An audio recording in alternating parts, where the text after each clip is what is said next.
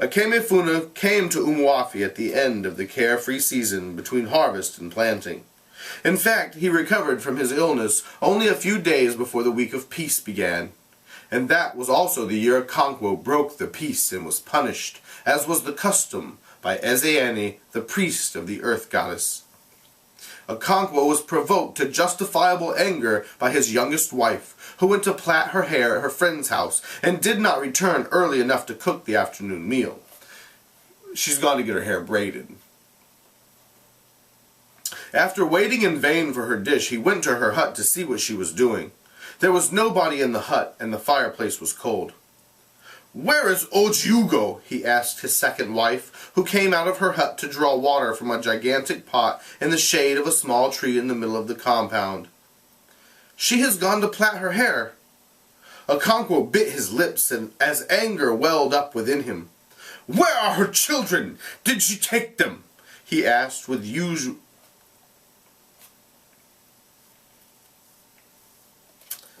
Let me start this over. Akemefuna came to Umuafi at the end of the carefree season between harvest and planting. In fact, he recovered from his illness only a few days before the week of peace began. And that was also the year Okonkwo broke the peace and was punished, as was the custom by Ezeani, the priest of the earth goddess. Okonkwo was provoked to justifiable anger by his youngest wife, who went to plait her hair at her friend's house and did not return early enough to cook the afternoon meal. Okonkwo did not know at first that she was not at home. After waiting in vain for her dish, he went to her hut to see what she was doing. There was nobody in the hut, and the fireplace was cold. "Where is Ojiugo?" he asked his second wife, who came out of her hut to draw water from a gigantic pot in the shade of a small tree in the middle of the compound. "She has gone to plait her hair." Okonkwo bit his lips as anger welled up within him. "Where are her children? Did she take them?" he asked with unusual coolness and restraint. "They are here," answered his first wife, Nwoye's mother. Okonkwo bent down and looked into her hut. Ojiugo's children were eating with the children of his first wife. "Did she ask you to feed them before she went?" "Yes," lied Nwoye's mother, trying to minimize Ojiugo's thoughtlessness. Okonkwo knew she was not speaking the truth. He walked back to his obi to await Ojiugo's return, and when she returned, he beat her very heavily. In his anger, he had forgotten that it was the week of peace. His first two wives ran out in great alarm, pleading with him that it was the sacred week. But Okonkwo was not the man to stop beating somebody halfway through, not even for fear of a goddess. Okonkwo's neighbors heard his wife crying and sent their voices over the compound walls to ask what was the matter. Some of them came over to see for themselves. It was unheard of to beat somebody during the sacred week.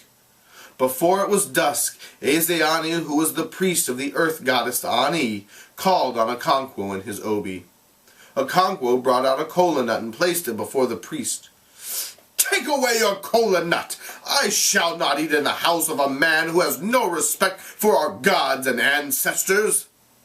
Okonkwo tried to explain to him what his wife had done, but Ezeani seemed to pay no attention.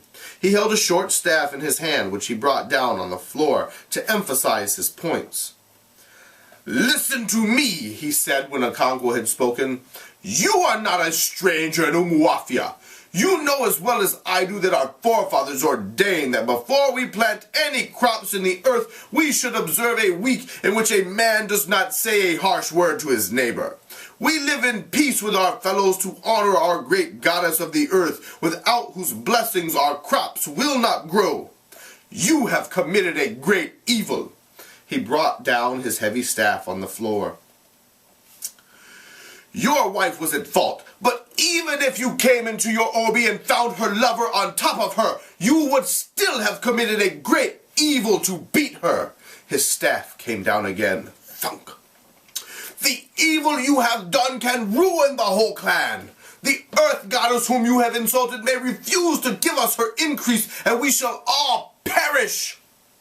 His tone now changed from anger to command. "You will bring to the shrine of Ani tomorrow 1 she-goat, 1 hen, a length of cloth, and 100 cowries." He rose and left the hut. Okonkwo did as the priest said. He also took with him a pot of palm wine.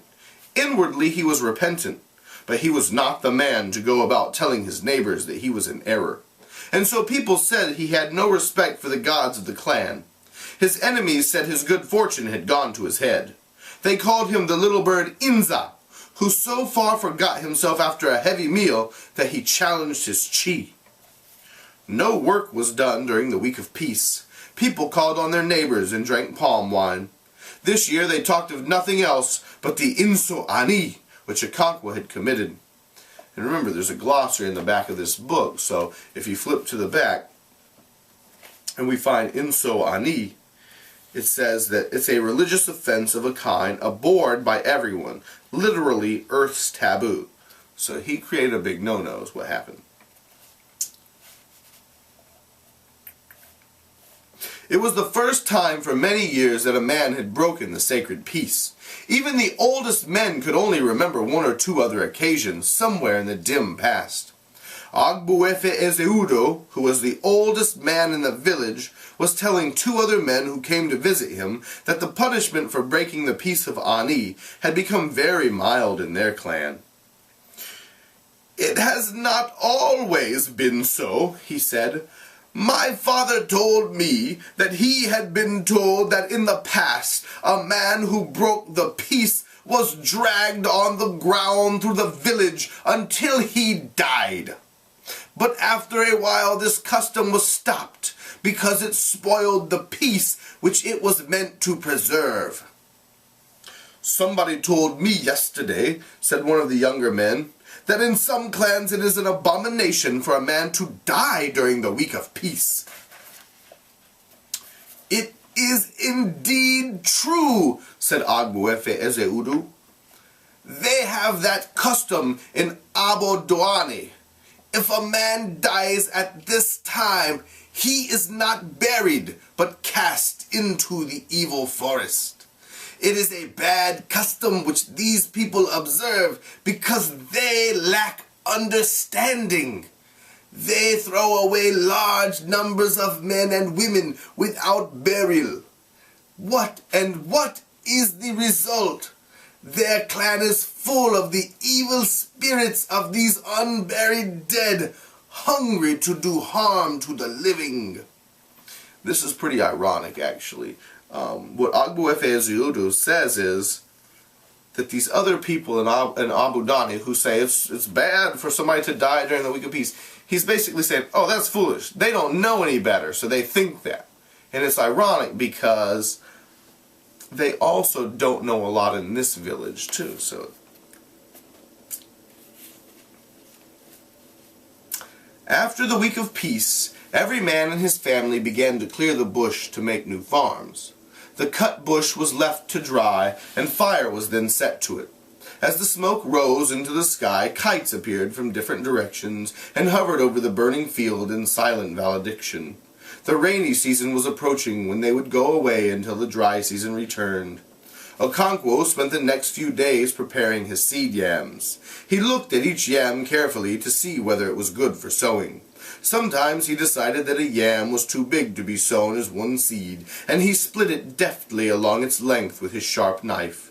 His eldest son, Nwoye, and Ekemefuna helped him by fetching the yams in long baskets from the barn and in counting the prepared seeds in groups of 400.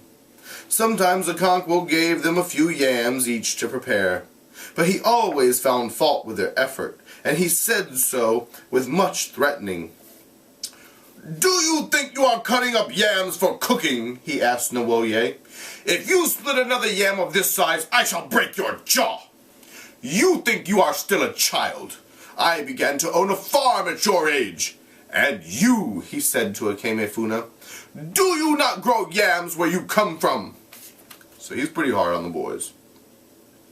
Inwardly, Okonkwo knew that the boys were still too young to understand fully the difficult art of preparing seed yams, but he thought that one could not begin too early.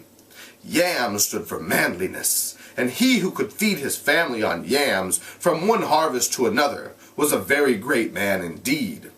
Okonkwo wanted his son to be a great farmer and a great man.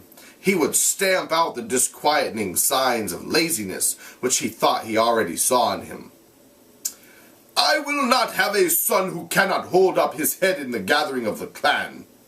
I would sooner strangle him with my own hands, and if you stand staring at me like that," he swore, "a Madiora will break your head for you." Some days later, when the land had been moistened by 2 or 3 heavy rains, Okonkwo and his family went to the farm with baskets of seed yams, their hoes and machetes, and the...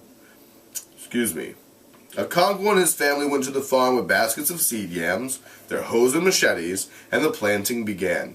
They made single mounds of earth in straight lines all over the field, and sowed the yams in them. Yam, the king of crops, was a very exacting king. For 3 or 4 moons it demanded hard work and constant attention, from cock-crow till the chickens went back to roost. The young tendrils were protected from earth heat with rings of sisal leaves. As the rains became heavier, the women planted maize, melons, and beans between the yam mounds.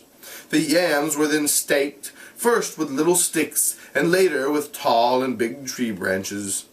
The women weeded the farm 3 times at definite periods in the life of the yams, neither early nor late.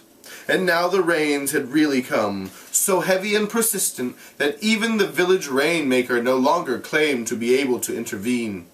He could not stop the rain now, just as he would not attempt to start it in the heart of the dry season, without serious danger to his own health.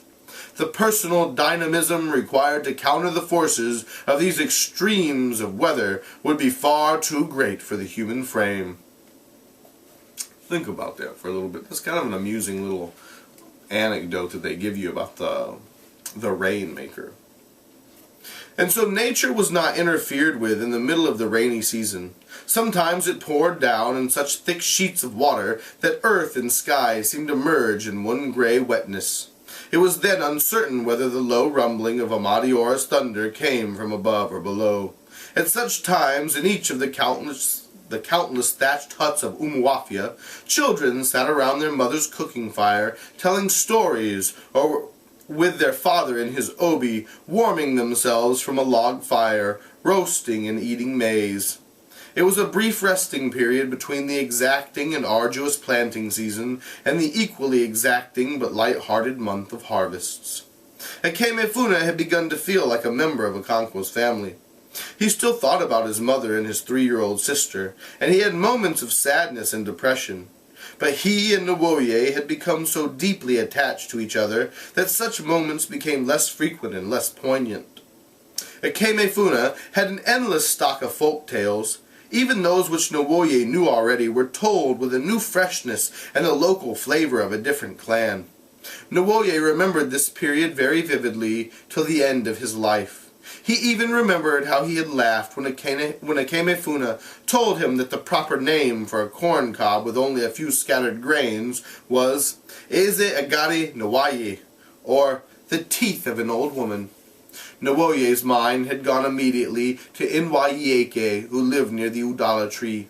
She had about 3 teeth and was always smoking her pipe. Gradually the rains became lighter and less frequent, and earth and sky once again became separate. The rain fell in thin, slanting showers through sunshine and quiet breeze. Children no longer stayed indoors, but ran about singing. The rain is falling, the sun is shining, alone Inadi is cooking and eating. Nwoye always wondered who Inadi was, and why he should live all by himself, cooking and eating. In the end, he decided that Inadi must live in that land of Ekemefuna's favorite story, where the ant holds his court in splendor, and the sands dance forever. And that's it for Chapter 4. Until next time, guys.